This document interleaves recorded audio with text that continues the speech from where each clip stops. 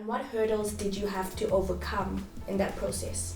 So how I discovered my purpose was actually by a state of dissatisfaction. Sure. Okay? Which means I had to be aware enough in myself to say, something's not okay about this, right? So here's where the emotional intelligence comes in. So I had studied to become an investment banker, and I was in my graduate program at the Reserve Bank, and everything was phenomenal. It was wonderful. It was like I could see where I was going to go. I had access to things that normal employees just coming in wouldn't get to. So by all means, the boxes were all checked. Yes. As we all look to That's do. what we like. Yes, you know? That's what you have a goal to. Exactly. and I was just following the script of what I thought was right. Like, don't get pregnant, don't do drugs, like get a good degree and then get a good job, and your parents are going to be happy because you're following the script. The script. So I thought this was supposed to be like, now I'm waiting for the feeling to hit.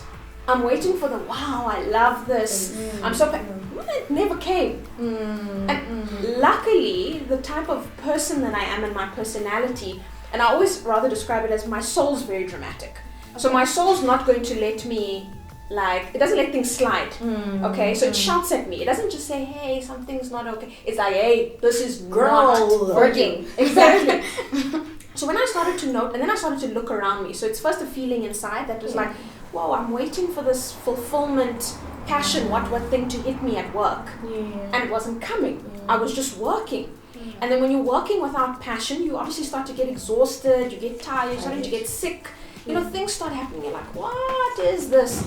Then I started doing some research. I would ask people around me. I was like, are you passionate about your work? None of them could tell me yes. So it's almost like I did a miniature study, and people around me, my colleagues, could not tell me. And these are people who had been 10 years plus. So now I'm thinking, you should definitely know yourself. Me, I don't know myself at all, and I've got my 24-year-old self to kind of fall back onto, and I can say, yeah, I'm ignorant because I'm young, but nobody had a good answer for me. And then I realized all people had was a set of complaints. They said, I hate my boss, I'm not paid enough, I just can't wait for leave and the weekends. There was a sense of chronic dissatisfaction that I saw all around me. And it was almost like then I had a vision of my future where it's like I could see, this is going to be me, where I'm going to have all the boxes ticked. I'm going to have a good salary, I'm going to have a mortgage bond on my house, my kids are going to go to private schools, I'll have the BMW, blah, blah, blah, blah, blah, I'll have all of that, but I will not have any passion. Like I won't feel fulfilled. I'll just be living this life externally that looks great to everyone else, but inside I'll be lying to myself. So that is what sparked the journey to say, okay, Simone, now you've got to figure this out. You've got to figure out what your purpose is. And my thing started with passion. I didn't know what I was passionate about. I didn't know what I was good at stuff, but what did I love doing? That I couldn't answer. And because I saw other people around me, which I deemed the creatives, and I was an investment banker, it's not a creative industry. So I kind of limited myself into thinking that means I don't have a passion. That means I don't, and I didn't even know what do I love to do, because passion is something you love.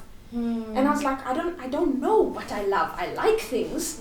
So you see, by me asking these questions of myself, that's where the journey began. It began right out of varsity in my first job.